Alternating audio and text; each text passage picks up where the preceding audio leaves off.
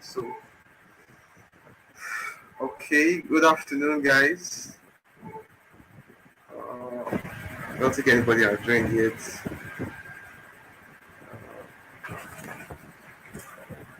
Okay, okay, welcome. I welcome you guys to yet another amazing session of King Square Graduate Masterclass. And today is going to be yet another amazing session. We have an amazing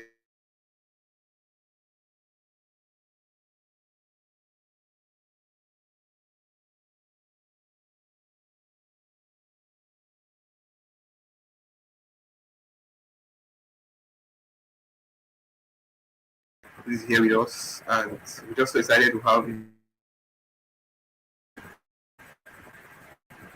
Okay, so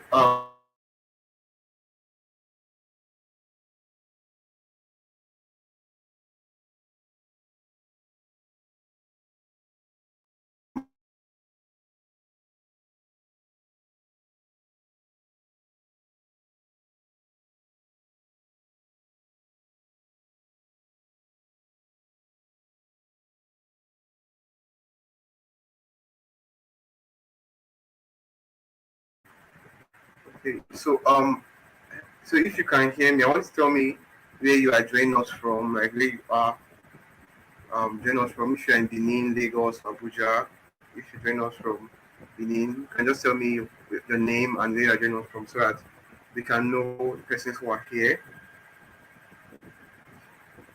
Okay, I can see that about two persons have joined us. I want to know where you are, joining us from, city, Nigeria, or wherever you are in the world.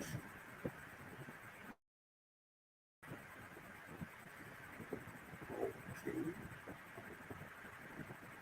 okay, so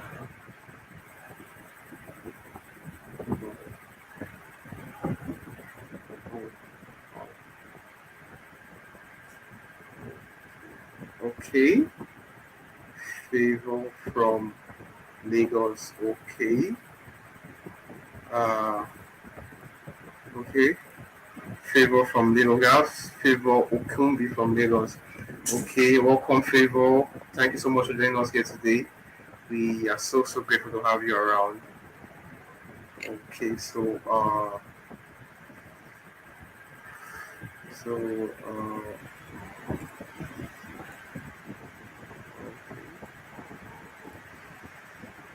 okay. Today's session is about the A to Z of gaining fully funded programs in the USA. So usually a lot of persons are usually wanting to know a lot about how what happens in terms of fully funded programs in the US, how to go about it, because every fall you always see persons posting on LinkedIn, on social media, starting a PhD program or an MSc program in the US, and it seems that a lot of persons are getting into this. So some persons might be like, okay, I want to like get to know more about this. So that's why we actually put this together. So we're going to be talking extensively about how to really secure fully funded programs in the US for MSc programs or PhD programs, and how to go about it, the nitty gritty about it, those things that you don't hear people really talk about. And also, if you also have questions that you really want to put out for to really get answers for, here is the place to do that. You can just keep your questions, and when we are actually done, give you an opportunity to share your questions. So today is just about how to secure fully funded programs in the USA. You understand? So that's why we are here for this program today. And our speaker is already charged up to really um, share her insight with us today. Okay, so without wasting any further time, I'm going to be introducing our speaker. So our speaker is a fourth year PhD chemistry candidate at Missouri University of Science and Technology. She's the founder of the Graduate School Hub, which is an educational recruiting and consulting firm, which is focused on helping international students land fully funded programs in the US. and she's also open to consulting for students who want to know more about programs in maybe in the US and also in other places also. So prior to starting her PhD program, she had a bachelor's degree in chemistry at the prestigious Obafemi Awolowo University in Nigeria, and she graduated top of her class. She's not just a scholar; she's a scholar of scholars. You understand? So she's a LinkedIn content creator, and she has more than 30,000 followers. And she's into contents that talk about motivation, personal development, mental health, and graduate school tips and professional setting, how to start a career and stuff like that. So that's her profile. And without much further ado, let's welcome our speaker for today, Rahimat Rafiu. Um, okay, Thank you, so Godson.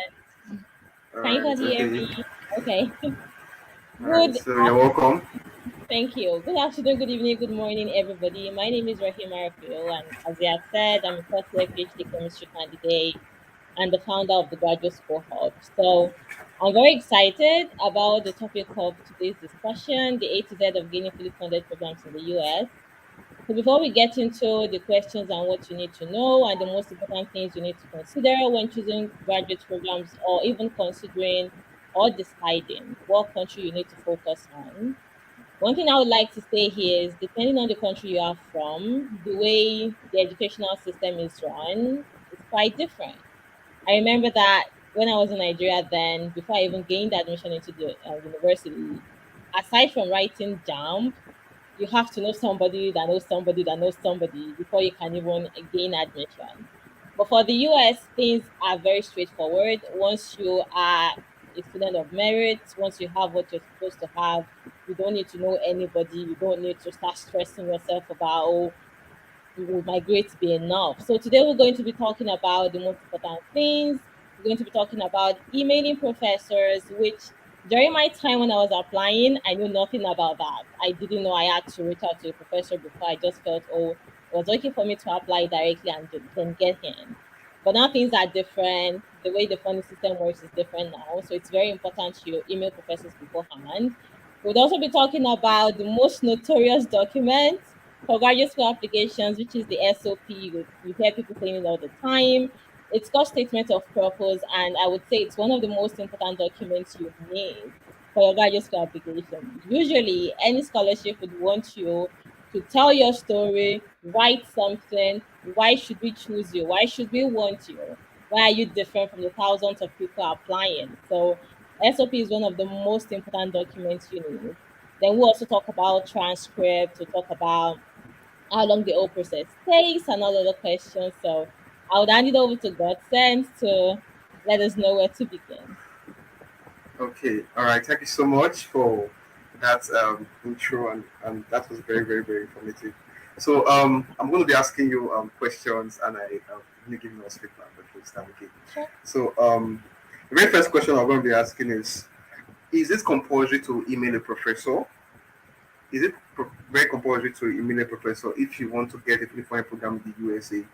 And also, what should be the content of that email? All right. Okay. So So emailing professors now it's called cold email, and people ask me all the time, like, what do you might be mean by cold email? Like, is there any hot email? But what people mean by cold email is like yeah. an unsolicited email. It's like me emailing Elon Musk, for instance. Is like from where to where. You don't work with this person. You've never met with this person. You've never networked with this person. But then you're picking up your phone, you're picking up your laptop, and you're like, "Hi, da da da da da." So it's called cold email because it's sudden. It's not with somebody that knows you or somebody who you know before. So is it compulsory to email professors? Like I said, when I was applying, I knew nothing about emailing professors. I just went ahead, I applied, and obviously I'm here. But this is how it works. Because the way the funding system works now is different. Funding is now very competitive. There are so many awesome and bright students applying from all over the world. So Even though you have very good profile, you're still competing with like a lot of people, right? So what this is why you should email. And the question is it compulsory to email professors? I would say it is highly recommended. Highly recommended to email professors. Although there are some schools who would say that we do not want you to contact professors beforehand unless a school specifically says we don't want you to contact professors. And I'm gonna explain why they say that. I would say that it is highly recommended to contact professors because sometimes professors have funding given to them by industries, by the government. It could range from a couple, we say $20,000 to as high as $3 million type of grant. And the way this works is when industries give these professors this money, the professors can then hire students and postdoctoral students to help work on the research. Even though that research will be under the student's name and the student can publish under the name, whatever result is generated from that research is given back to the industry. So that's how the grant system works.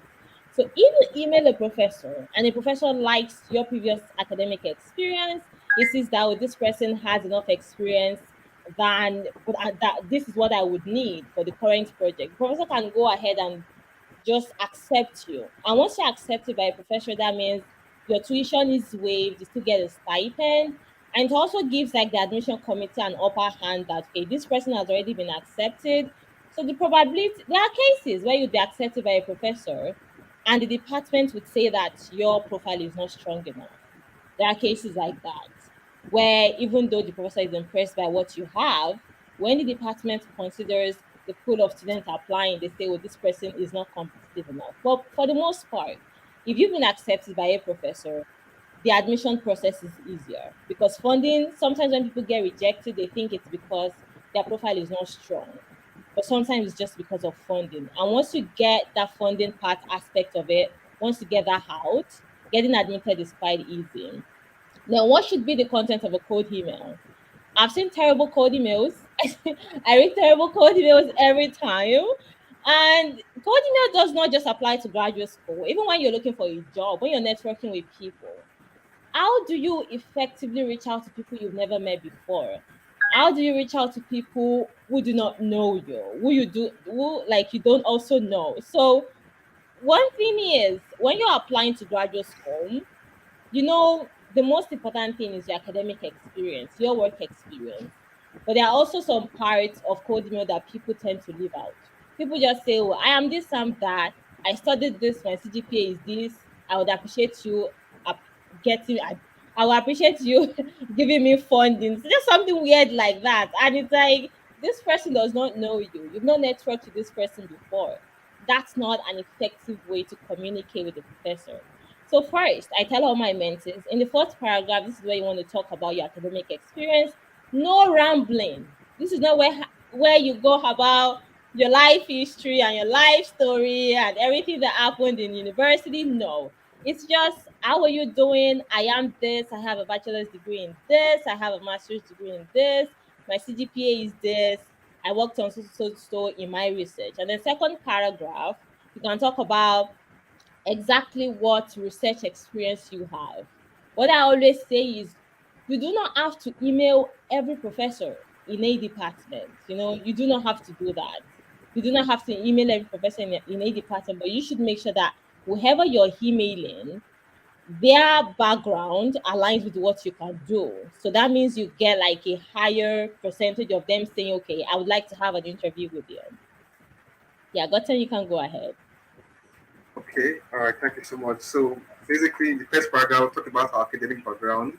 Then, the second paragraph, we'll go ahead with research and research Research projects that you experience. worked on, Yeah. yeah, and also publications you've also had, also in line Publication, with, your yeah, you can add in CV, line your with the CV. transcript. Yeah, Yes, okay, those are very all right, important. Yeah. okay, all right, thank you so much. So, going to the next question now. Um, Is GRE and TOEFL or IELTS very compulsory in terms of seeking fully funded programs in the US? Is it possible for you to get these fully funded scholarships without actually writing these exams? Because um, some persons might have financial constraints and they might want to know, is this very, very important? Because if it's not important, I can maybe ignore it and maybe use the money for something else. So want you to like throw more light into it. Thanks so much. Okay, so before COVID, it was really straightforward. No GRE, no admission. Many schools, it was like a very strict requirement. And what that did was that even if you finished with a third class or a 2-2, you had an exam that could prove that maybe something went wrong in your degree. Maybe you were not just in a good place at that point. But now, post COVID and all of these things, many schools are saying, you don't have to submit your GRE. It's fine if you don't submit. Truly, I have so many mentees who have gained admission without GRE, without TOEFL. So first-hand experience, I have people like Wow. that. We even graduated with a 2-1, Wow. which is very impressive Yeah, because aside very. from it is really impressive. But I always give kind of like a personal recommendation depending on the person's profile. I have people who graduated with a 2-2. We're talking about 2-2 or even close to third, like 2.2 out of 5. If you graduated with a 2.2 out of 5, when they are talking about waiving GRE, that conversation is not for you. It's not for you at all. Just skip it because All right. it's not realistic. People Yeah. would have, very impressive CGPA, like 4.7 for 4.8 out of 5, and they would still have GRE to show. So how do you compete with those students? It's almost impossible. So I always tell people that, see, I get it. GRE is expensive, but it's not even the cost that's not the only factor driving people away. People do not want to study for that exam. It takes a lot from you. I have personal Yeah. experience. Yeah. It was Okay. not a nice one, Yeah. but I'm glad I did it anyway. But Okay. I always tell people who are like, I don't want to write. I'm like, see, I can only give my recommendation. If you know your profile is strong, or you just prefer to just try first, let me just try. If I do not make it the first year, I can't say I want to write GRE the second year. But this is what I tell people. When I do things, I like doing things once and for all. When I was applying, I made up my mind. I want to leave Nigeria at this point. This is what I would do. I'm leaving. If you are that kind of person, or you don't want there to be any reason why to be like, I should have done this, maybe I would have been admitted, go ahead and write the GRE. I have students who graduated with the first class, both in their bachelor's and master's, and they still wrote the GRE. And what I did is the schools they got admitted to are like in the top 10 schools Wow. because they have that extra criteria to, Yeah. boost their profile.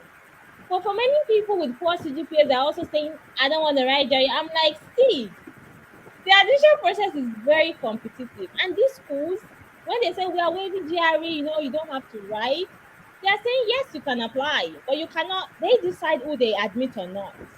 You can't arrest them if they don't admit you. So the fact that they say you should submit your application without the GRE does not mean that your application will be competitive enough. So you just have to be honest with yourself. If you have a very low tutu and that, it is not saying it is not impossible. I'm not stating these things as a fact. It's just when we talk about probability, if you have a 2.2 out of 5, it is very difficult to even proceed from that point without having GRE. Whereas if you have maybe 3.8 out of 5, like strong 2-1, you still find schools that would admit you based on, and this is also very dependent on programs. For engineering students, even if you have a first class, funding is so competitive that many professors would say that, oh, yes, I love your profile, you're good, but do you have GRE? Because funding is very competitive and they want to make sure that whoever they are funding is the best candidate. So for engineering students, I always recommend if you are in engineering, please just go write the GRE. Because even though these schools say go ahead and apply, sometimes because of the caliber of students applying, your profile might not be competitive. Then when it comes to TOEFL, I tell people it's a two-way thing. Some schools are waiving TOEFL or IELTS. Some schools are not waiving. But Yeah. those schools that are waiving, depending on the kind of schools you're selecting, those might be the schools that are too kind of strong for your profile. The schools that are requiring you to write might be schools that you have a higher chance of getting into. So this is also like a case by case basis because I always tell people I wouldn't want you to miss out on a $40,000. One of my mentors currently get like an $80,000 funding. Like I wouldn't want you to miss out on that just because you don't have an English exam. So yes, I understand if cost is the constraint, that's very okay. You can go ahead with schools that are waiving the exam. But sometimes some schools just fit. We have a good professor fit. You like the culture of the school, you've talked to people, it matches what you want. I wouldn't like people to miss out on those opportunities because they do not want to write an English exam. So it is totally dependent on you and your situation. If you can, these exams are not difficult. Like the GRE, you need to study for about 2 to 3 months, and even at that, you still need to pray a lot so you don't fail. Yeah. But for these English exams, it's not that Yeah. bad. Like I have had people prepare in Okay. 3 weeks and they just study what they need to study. I would also Yeah. say that watch a lot of YouTube videos. It's about where people fail is the speaking part. You think you know how to speak English, okay? When it comes to an international English exam, it's quite different. So you need to watch a lot of YouTube videos. If you can go for a tutorial that could help you and tell you, okay, this is what you need to do, that's okay too. So to wrap up, GRE, it's very dependent on your situation.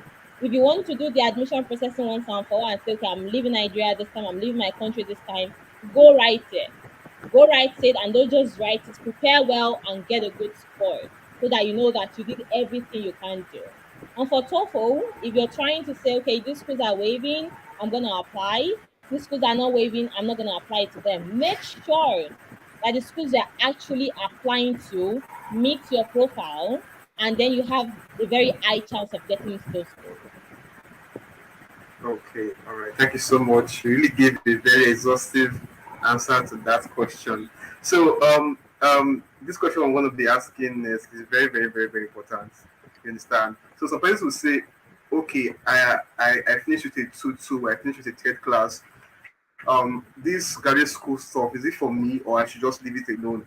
So, I want you to tell us, for persons who have like a 2-2 or a third class, what are their chances of getting possible, or should they just try something else? Understand? Okay, so that's the question. Okay. So first, for me, I graduated with a 4.37 or something like that. It was just like a strong 2-1, and the person that was guiding me, there was nothing, there was no conversation about, oh, you did not finish with the first class, this is going to be so hard. No. And then when I talk to students, I hear stuff like, oh, I finished with a 2-2, this is impossible. Or I finished with a 2-1. Do I even have any chances? The truth is, CGPA is not the only factor that schools consider when they are selecting you for admission. And one thing I love about American universities, for instance, is you can literally say that I know my CGPA is low, but this was because I was in a lot of financial difficulty in university, and they would really understand. Like they have that understanding. They never usually they say, oh, if you're applying to a university, you should have like a 3.0 out of 4.0 score. I always tell my mentees, ignore that. Every school wants the best candidate. That's why they are saying that. But yes, this also goes back to what I said about the GRE. To me, the GRE is the best way to show that whatever number you see in that CGPA does not really reflect my abilities. The GRE does that for you because it's an exam that really tests your ability to analyze. It's not just about I'm reading questions I'm answering. You need to be able to think, and if you can do well in such an exam, it's just an evidence that, oh yeah, maybe something really happened in university. That's why your CGPA is probably 2.5 or 2.7. People go through so much. People lose family members. People get distracted. So many things could result in you not graduating with the best CGPA. But if you can write the GRE and also have like a lot of research experience, who just show that I am more than this value, I am more than this 2 point something, I can do better. So if your CGPA is low, don't think this is impossible. However, you should also be aware that you need to do a lot more work. You cannot compare yourself with somebody who, for instance, has a almost perfect CGPA. For them, even if their SOP is has a little error here and there, they can say, "Oh, this guy is smart." C is is great, it's all A's. But for you, you need more to prove. And you need to be very vocal. You need to, before they start discussing about the fact that, oh, this person has a low CGPA, state it in your statement of purpose. Tell your story.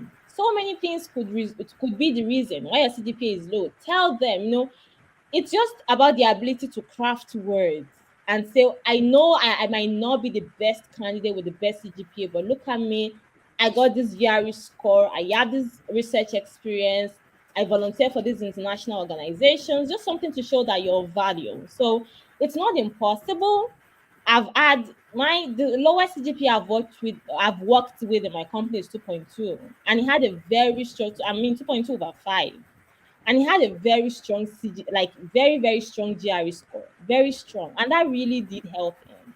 It did help him. So do not write yourself off if you do not have a high CGPA. However, you also have to be very honest with yourself that you would need to do a lot more work. And again, I would say that when people start talking about those conversation of, is GRE waivable? Should I just bend your head? That conversation is not for you. If your CGPA is low, you need to write the GRE. Okay, okay. So, thank you so much for that response. So, generally, low CGPA students need to do more work. They have to take all these graduate exams and also try and have maybe more research experiences, and also if they can also make some publications to also Yeah, be very, very, very necessary. yeah. Okay. So, the next question is, how long does the graduate school admission process take? So Hmm. how long does it take? So what are the stages and how is it? How does it go? How does it go through? You understand? Okay.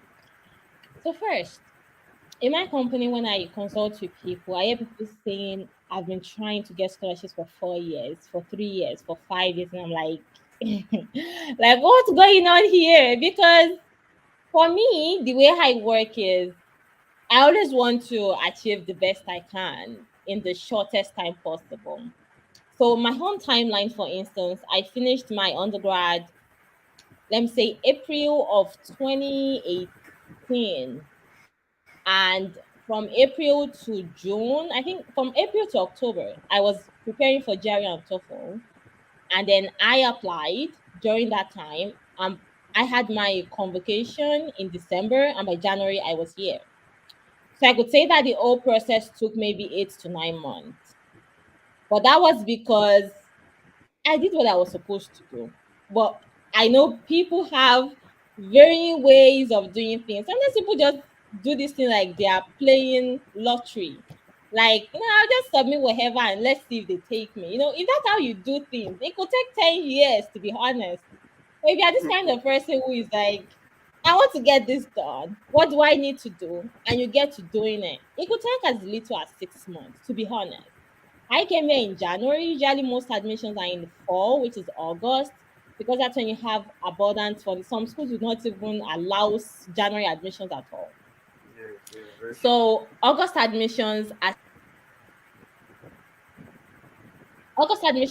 like that's the best period for this admission cycle. So, and I always tell people reach out to me like, now we're in April, can I be in the US in August? No, that's not how it works.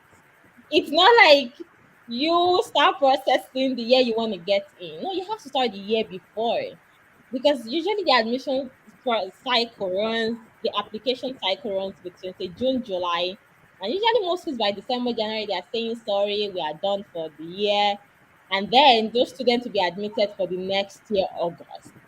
So you need to know what you are doing a year before. You need to have set your mind. And that's why I tell people when we start going into like this, what should I do?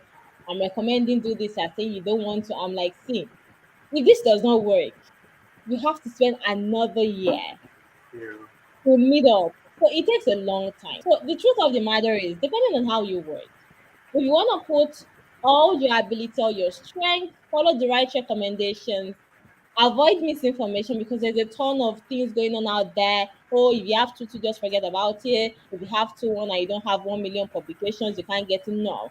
I had zero publications when I was getting in. All I had was my CGPA.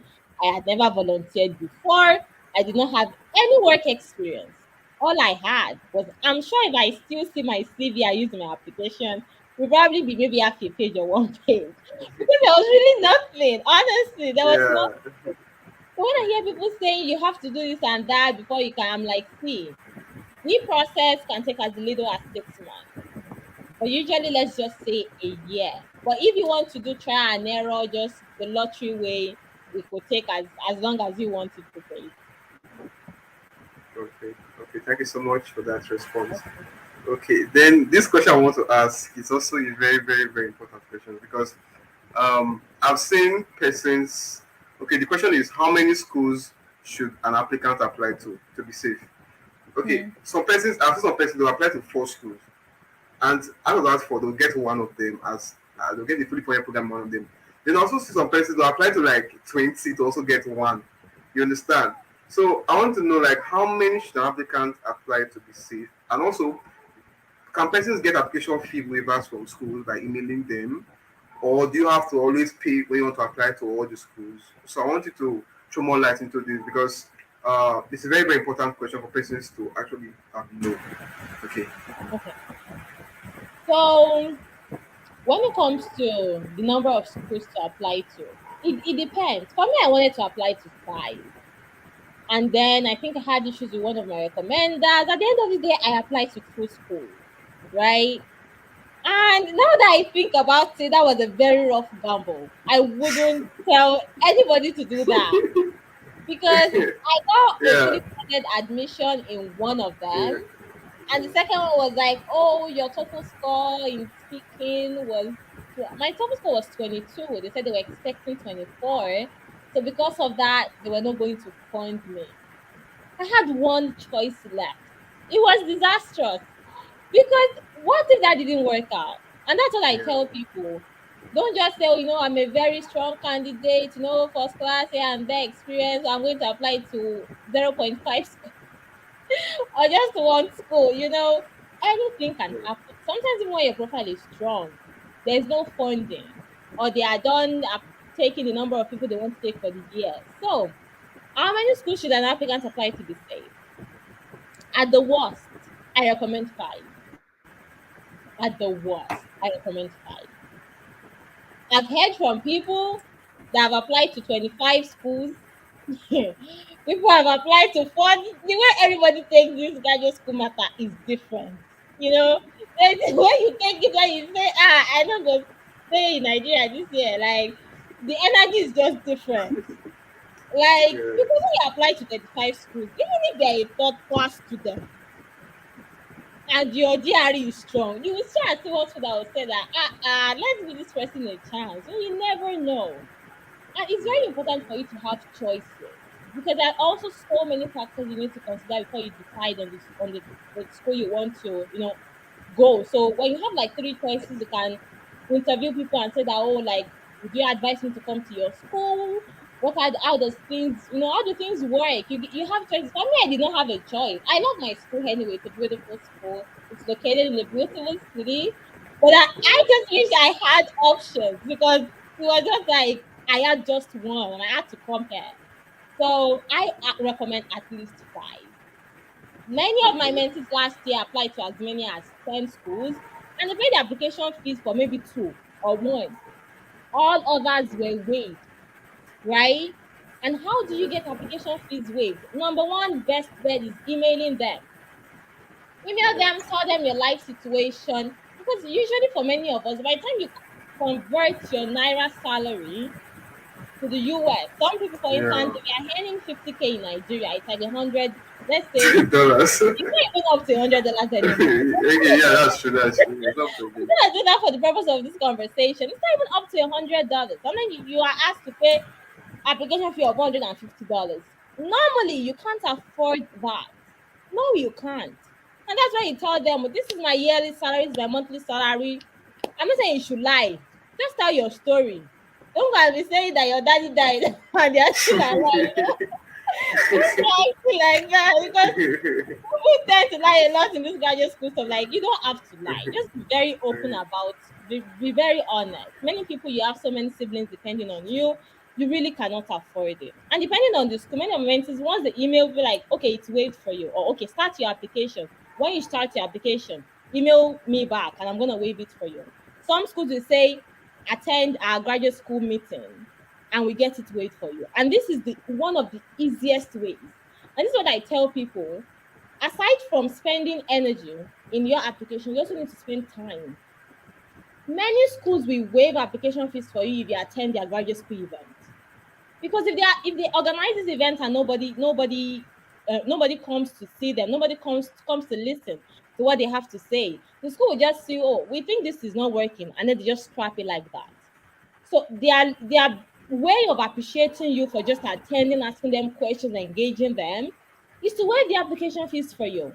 So that's why you need to be on social media. Some people during the application time, they would be doing different things on Twitter, on LinkedIn, on Telegram. They would just be having fun, WhatsApp status. This is the time where you need to be online, because so many graduate school people that post about graduate school will say, so school has their event next week. Note that in your calendar. Attend the event. After the event, write to the graduate coordinator. Good afternoon. I attended so event. Could I get an application fee waiver? Sometimes they provide waiver codes to people who were present. Sometimes they are very strict that the code is particular to every student. But I have seen many. My student that got like the highest number of application fee waivers, she did that not only by emailing, but she attended a lot of these graduate school events. So be online. When people post that so school as program coming on, attend. Attend and email your department, email the graduate school coordinator and say, well, I attended this program. I was wondering if I could get a waiver. So that's the best. And once you have a waiver, it also helps you to apply to more schools, because then the only thing you need to worry about is your recommender, which we'll probably talk about, in a minute. But it also helps to, because if you're if a school is charging $17 and you're applying to 10 schools, that's $700. That's a lot of money. It's That's a lot of money absolutely, for the average Nigerian. It's a lot of money. yeah. But you also need to spend time, and then your Yeah. reward the way this fees for you. Yeah. And also, in addition to what you've said, I also heard about one, all these, they call it Big Ten Big or Big Ten, Ten yes, Alliance. Yeah, yeah. It's a program yes, that usually November period. So a lot of yes, schools, yeah, come together to give application fee waivers. So it's also yes, very, very, very, want to take note of. Okay, thank yes. you so much. Then also another question that we'll be asking now is this. Okay, so person might be like, okay, I'm not a USA kind of person. Hmm. Can I also get fully funded scholarships in other countries, or is it only in the USA that I can be able to get these fully funded programs? I want you to throw more light into this. Oh, okay.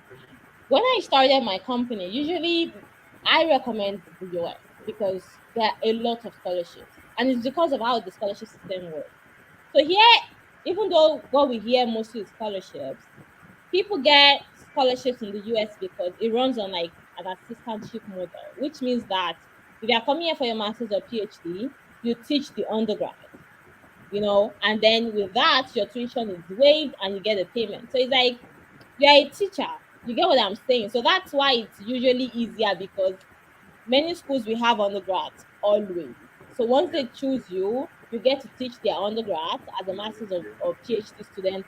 Your tuition is paid, and then you get a stipend. So that's why if everybody says that US has like the best scholarship opportunities, because of this system, the probability is higher. In other countries, the scholarships are usually tied to maybe a government, or is tied to so person who has done something amazing and they want to give back to the society. And what this means is it is very competitive. If you're applying to a scholarship that 45,000 people are applying to at the same time, of course, people will get in. They will say, oh, 30 people were selected out of 3,000, but it's just about probability. What's the probability of getting the scholarship when so many people are applying? But I have many of my mentors who have gotten into very, very good scholarships. Erasmus Mundus is a very good one. There's also like Commonwealth shared scholarships for the UK, for Europe generally, Greece, Germany. Very, very good scholarships. So now we are not only focusing on the US, because you never know. For instance, if a scholarship is for people in sports management, the probability that you have 2,000 people applying to sport management is really low. And because maybe 200 or let me say 150 people are applying from all over the world, and your CGPA is good, you get a higher chance of getting in. So I believe in like a holistic way of doing things, but I always tell people, especially if your CGPA is good, like prioritize the US.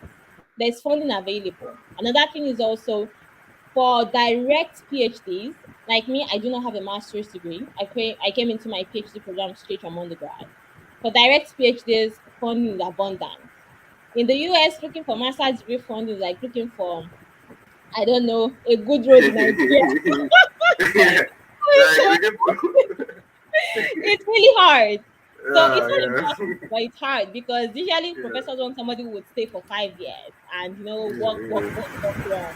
But if you say you're just coming for 2 years, they feel, oh, this is not good enough. But I also have mentors who have gotten like very impressive, fully funded master's scholarship. But for the US, if your program is not, if your program is saying you don't even have to have a master's degree, you can apply straight from bachelor's. Do that. So you can consider other programs. But one thing I would also say you should be caution about is don't focus on too many countries. It's not about quantity, it's about quality. Some people will say, well, I've been applying for 1 million scholarships for 100 years, nobody is reaching out to me. If you check the scholarship essays, if you check their overall application documents, it's lazy. It just shows that this person did not even put their mind into what they were doing because they're trying to apply to as many scholarships as possible. Whereas, if you take your time, if you apply to maybe 5 US universities, and you look for maybe five government scholarships, and you look for scholarships in other countries too, if you prepare your mind to, okay, overall I'm heading for 30, overall I'm heading for 20, that's more doable than saying, even some people they will say clearly that this scholarship is for people in nursing. Person will get law will say, scholarship opportunity, I want to apply. And what happens? They just even take your document and they just remove it because it doesn't meet the basic requirements. Whatever scholarship you apply, I'm not saying like CGPA requirements that are strict, still go ahead and apply anyway. But when they say that, oh, this scholarship is for people from this particular country, don't say, oh, let me just try to narrow down your choices as much as possible. So that whatever schools, whatever scholarships you're applying to is the best for you. okay, all right, okay. Thank you so much for that answer. Okay, so I'm going to be asking this question. Usually, after sometimes some research professors might require that a student have an interview with them. Maybe they are very impressed with your profile from the code email you sent to them, so they want to like have an interview with you to get to find out more about you, like through via Zoom or Microsoft Teams. So, how should a student handle such an interview? Like, how should a student prepare for that interview in order to ace it? Because it's more like a very direct way through which you can impress the professor. Okay, all right. So for all my mentors, and I've mentored more than 300 people for graduate school. For all my mentors, if they are meeting with a professor, I make sure I have a mock meeting with them because, and once we start discussing, I don't start from, oh, this is what you should say, and this is what. Number one thing I say, confidence. You cannot hide confidence. And people can spot a confident person from miles away. And usually, when people get to that stage, they've worked so hard to get to the point where a professor would want to speak with them. But then they are panicking, oh my God, what am I going to say? What's going to happen? I tell them, see, this person likes your profile already. So this is not a question of your ability. This is not the time you start doubting yourself. This is not the time you start remembering, oh, my transcript, I had B somewhere and C No, that's not the point for that. If a professor was not impressed with what you submitted, they wouldn't reach out to you. So now that a professor is reaching out to you, number one is confidence. And I always say this all the time. Confidence does not jump on people. You don't just sleep and the next morning, hey, I'm a confident person, it's here. No, that's not how it works. You need to remind yourself of every hard work you have done to get to that stage. You need to remind yourself all the sleepless nights to write emails, to get someone review your documents, to search on the internet. These things take time. Those are the things you would remember that would build your confidence that, okay, I can do this. This is something doable. It's not a life or death sentence. And another thing is because Usually, student I mentor students from Africa and Asia. Usually, the way our school system works is when professors are even asking you questions in maybe your defense for your university degree, they're not asking the questions to know. They just want to ask you so that you say something that would put you off and then you would be stammering. In the US, I can say it's not like that. If the professor is asking you questions, they genuinely want to know. They genuinely want to make sure you're a good fit for their lab. They genuinely want to make sure that your research experience align. So you are in a safe space. You're not in a space where somebody is waiting for you to say something and they can say that, oh, I told you before, you're not that smart. No, these professors all these interviews because they want to make sure there's mutual research interest, so confidence is number one. Also remember you are in a safe space. Nobody is expecting you to fail. Nobody is praying that you won't be able to answer the questions. They really just want to know. And the third thing I really hammer on is theme. When it comes to your research experience, if somebody asks you, what did you do in your university degree? They're also very pumped up to start saying, oh, I did this, I did that, and then you just jump right in. I always tell people, the person you're speaking with does not have any clue of what you've done. You are the expert here. It's just a tell me what you've done story. Before you start talking about the big terms and the big grammar and the jargon of your course, explain the why of the research. Why did you even do the research? If you're trying to solve a problem in the society, if you're trying to improve what some people have done before, say that before you start going into like the big part and the big session. You understand what I'm saying? So it is just very important. I would say like it's really important for people to approach it that way. And then you don't need to ask questions about, oh, will I be funded or anything like that at the start. Usually, if a professor is asking you to interview with him, that means he probably has funds, or he can tell the department, oh, I have accepted the student into the lab. You can give the students teaching assistantship. So do not panic, be confident, and be very clear about your research experience. And lastly, whatever you talk about, try to relate it with what the professor is doing currently. So you cannot just say, oh, I know how to use this instrument and that. I know how to use this instrument, I know how to do that. And that would be relevant in your project you're working on this and that. It shows that number one, you've done your homework. You've studied. If you're emailing any professor, I want to assume that you have read the professor's papers. That's like the list. Because one thing I always encourage in cold emails is you state your understanding or a critique of one of the research papers of the professors you have read. So you need to have done the homework. So you can say that I am experienced in this. That would be relevant in your research that are working on this. So overall, confidence is very important. This is not the time for you to panic. This is not the time for you to start questioning your abilities. You are good enough. That's why you're contacted. And once you have all that in place, I believe it's going to be well. Okay, thank you so much, our amazing speaker. Okay, so from my end, I've actually talked about all the questions that I have. But if maybe you have one or two things that you also want to like chip in about applying to the USA, you can also go ahead to like do more elaboration. And Oh, okay. also, okay, let me also say this. Also, if we're also receiving questions, that is for to the participants who are receiving questions, you can just drop your questions on the comment box as she's actually rounding up now. Okay. Okay. So one thing I would say here is graduate school application is a journey that will test you. It is not easy. And I wouldn't come to paint it. Even during my time, I was really nervous, really anxious. I didn't know how things worked. So there were so many uncertainties, coupled with the fact that I applied to just two schools. It was not a good time. One thing I would say here is everybody's journey is different. And the fact that you don't get it once does not mean it's not going to work the second time. People have amazing stories of they've applied 1 to 3 years. Many of my students I've worked with start with, I applied last year, I got 4 rejections. And by the time they work with us, eventually they are getting multiple scholarships because there are so many factors involved in deciding what's best for you.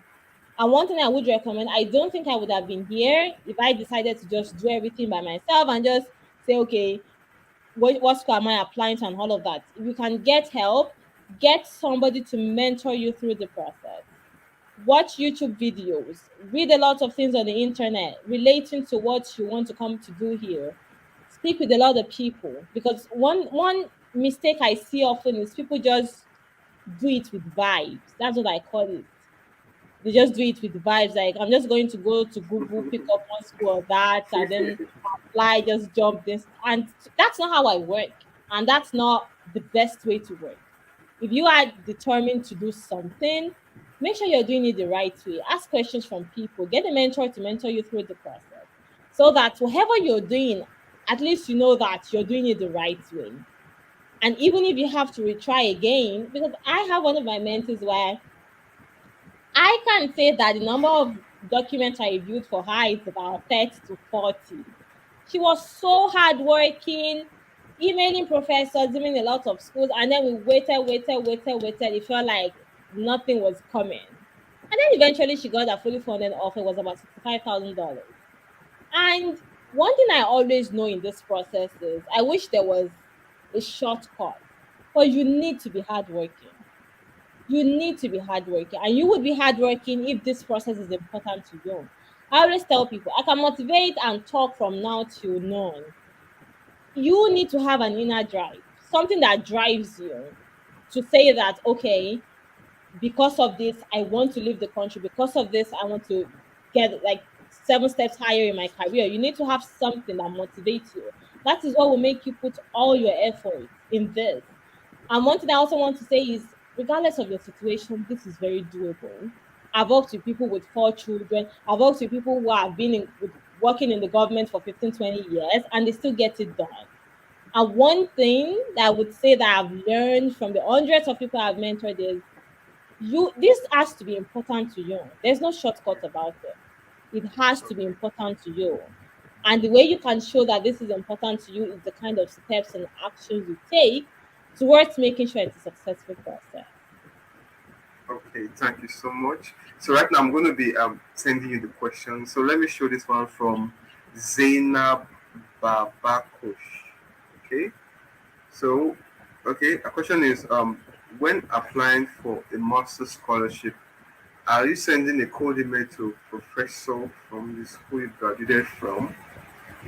Oh no. So when you're sending code emails to professors in the school you want to attend, not the school you graduated Okay, from. yes, okay. In the school Yeah, you okay. want to attend. So that you finished from Nigeria, whatever country you finished from, you're applying to professors in another country, in another school. So those are the professors you email, not the professors in your previous school. I hope that answers the question. Okay. I think that's an easy one. So I think that should okay. Okay, another question from Tosin Akinyele. He said, I'm rounding up my master's program and I've got my project defense left. I had a 2-2 first degree and I've written the GRE and scored high. I just want to know if I need to finish before I start submitting applications. So should he wait for his defense or should he start shooting right now? Hmm. I believe, depending on what kind of tutu it is, there are different types of tutu. So, and like a good approximation. But let me just say this: if you have a tutu and you're about to finish your master's program, I would recommend that we can start the process now. We can start the process now, preparing. Usually, applications will close maybe December, January. But it would be really nice to have your master's program there, and make sure that your transcript is also ready by then, because for every degree you put on your application, they would require the transcript. Even if it is a national diploma and you are carrying masters from the toppest university in the world, once you include a degree, even if it's a diploma, as part of your application, you need to provide the transcript. You need to. So yes, having a master's degree is great, and it would really. I want to believe that your master's degree certificate would be so much better. It would really boost your profile. But you can start the process now, work through everything, because it takes a long time to draft essays and reach out to your recommenders, work through everything. But it would be really recommended that you have your master's degree transcript before eventually you submit your applications. Or if you know it would come sometimes later, you can submit your applications first, your bachelor's degree transcript, and then send your master's degree transcript when it's ready. Okay. Okay. So you said I think you shared something. I have a two point seven 2.77 out seven. of 5. Is this for your Okay. bachelor's degree or okay? I believe it's from his bachelor. So I would say that if you have done West, which I really encourage for people with the tutor, if you have done West, that's good. But like I said, your master's degree would really prove a lot. It would really prove a lot. And I wouldn't want you to, just apply and you have a master's degree that can speak more to your confidence and speak more to your abilities and you're not able to do that. Like I said, you can apply and then send in your master's degree transcript once it's ready. But make sure that if you're including your master's degree as part of your application, make sure that the transcript will be available, even if not at the time you're submitting your applications. But let me say, before January or February, you should have your master's degree transcript available so you're able to meet up. Okay. All right. Okay. I think you replied. So that's his bachelor's right. Okay. Thank you so much for this information. So thank you so much, our amazing speaker, Rahima Trafeo.